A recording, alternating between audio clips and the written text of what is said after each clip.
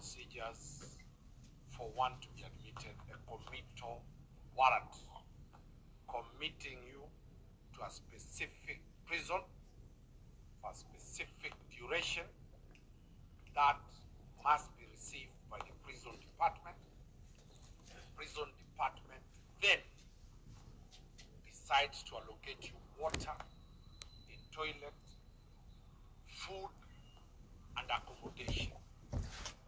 In the Kinoti matter, there has never been a committal warrant. So there's no way Kinoti could go to committee and claim that allow me inside without a committal warrant. So procedurally, that is the procedure for one to be admitted in any prison in this country. Either accidentally or by design, the court failed, or Jimmy Wanjigi failed to extract that order. Number two, this is a civil contempt, is not a criminal sentence. It's a civil matter. So there was need for that committal to be done. Number two, the judge in that warrant is saying that the IG to arrest Kinoti, bring him to court to explain.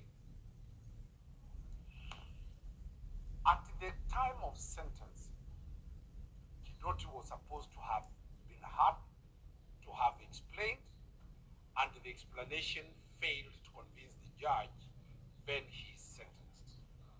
Now, if the Inspector General is being told to arrest Kinoti, to bring him to court, to explain, is that a summon, or is it a warrant of committal to prison?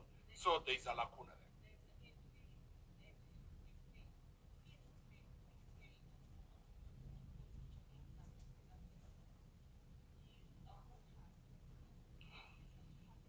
Definitely, George Kinoti must move to court.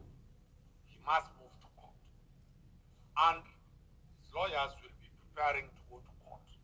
One, to challenge that he was never heard. You cannot be sentenced when you are called to court to be heard. You are heard first. You are found to have committed a contempt. Then you are given time to mitigate. Then after mitigation, you are sentenced. Kinoti was never given that opportunity. And therefore, I'm sure the lawyers are preparing for documents, especially after the outcome of the warrant that is in between the warrant of arrest and summons to appear to explain himself. So I'm definite that George Kinoti will be heading to that place. Would the lawyers are normally given time to charge the court? As Murima given Kinoti time to charge the court, because what we have seen as a friend of them that are mysterious and that appears to be given by other courts. Why are they not given time to charge the court? Well, the learned judge has spoken, and he has given directions. He has reasons as to why he has arrived there. But factually, George Kinoti was given time, was never given time to purge the contempt. He was never given time to mitigate.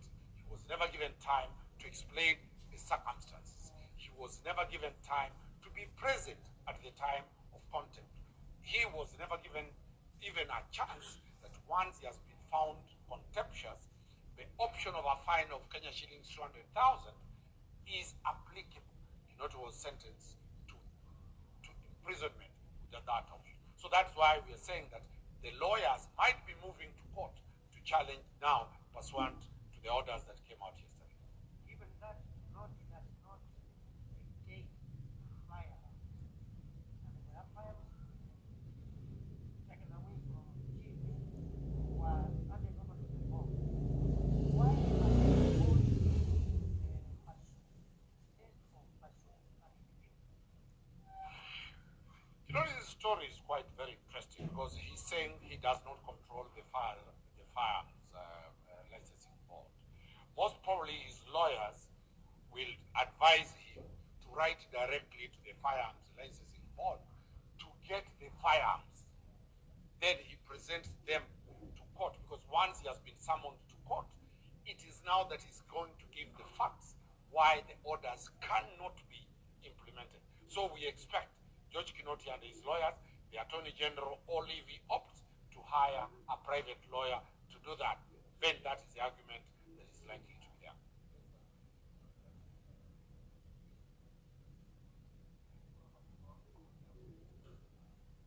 Well, as I've said, there is no committal warrant that will take Kinoti to committee.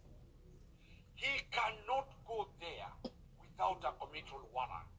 Only people with committal warrants becomes fugitives. So it is wrong legally to call Kinoti a fugitive, yet there are no procedures that are known under the Prisons Act and under the CPC and the procedures that are supposed to take Kinoti to prison. So he's not a fugitive.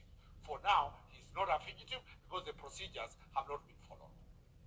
You found an application seeking to compel Kinoti to arrest Jimmy over a chain of firearms containing far more stealthy than the one conducted by several police stations or another police station. As the court given direction to Kinoti to arrest. We were given 7 days after filing. The court agreed with us and said we serve Kinoti within 7 days. They respond within 7 days. The 7 days are ending tomorrow. We expect George Kinoti, the Director of Criminal Investigation, to file an affidavit in response to our application, where we were seeking that the court orders him to arrest that person because he is in possession of military hardware but is more lethal than the armory at Central Police Station. So we expect after Kinoti responds, then the court will weigh, is our client having reason, and the court compelling Kinoti to do what he's supposed to do. So do you think the warrant of arrest that was issued by the registrar of the High Court is a move orchestrated by Jimmy to defeat the orders that Kinoti arrests him? Well, we are representing the petitioner who wants Kinoti to arrest Wanjigi. Wanjigi equally has moved to court seeking for summons and warrants of arrest. So, to us, as the advocates for the petitioner, not the advocates for Kinoti, this is an attempt to derail our matter so that the focus is on arresting Kinoti instead of Kinoti arresting somebody who is a national security risk. Yes, Joe?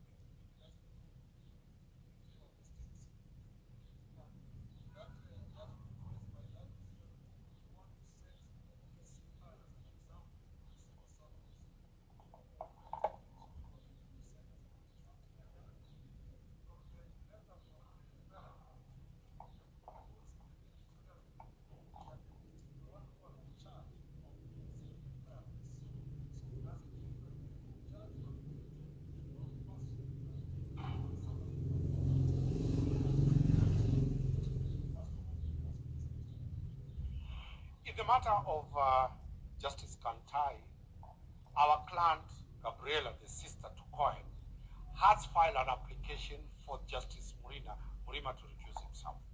Among the reasons we have raised in that application is that the judge seems to be acting outside what he's supposed to have decided. One, in his judgment, when he's convicting Kinoti, he says he had been approached not in a matter, an election petition.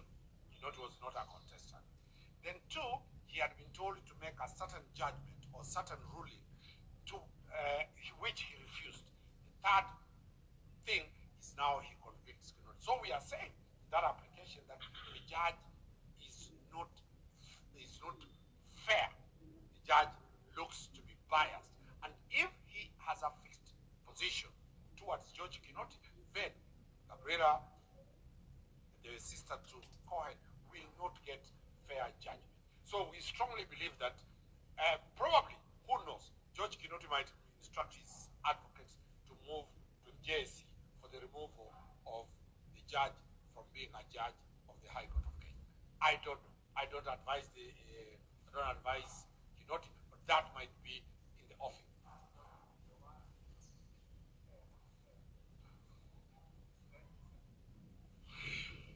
The facts presented to the judge and the actions now calling Kinoti to come and explain after sentence.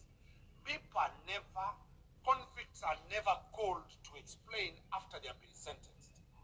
You get sentenced after your explanations have been rejected.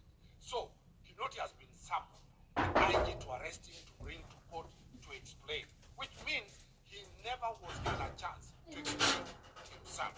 Now that he will be coming to explain himself, the question is is the judge saying that he has vacated the sentence to commit? That is the implication, because he's coming to explain and to mitigate. What about the sentence that is already there and he's supposed to be convicted? All the prisoners in committee, all of them, have not been arrested, have not been called back to explain to the court. Why? Because they have already been convicted and they have been sentenced. Why will Kinoti be called back as somebody who has been sentenced to explain himself? So, to us, and that's what we are reading, that it is an ambiguous order, it is an ambiguous arrest warrant, because it is not possible, legally possible, a convict to come from committee. If Kinoti was in committee, could he come to explain?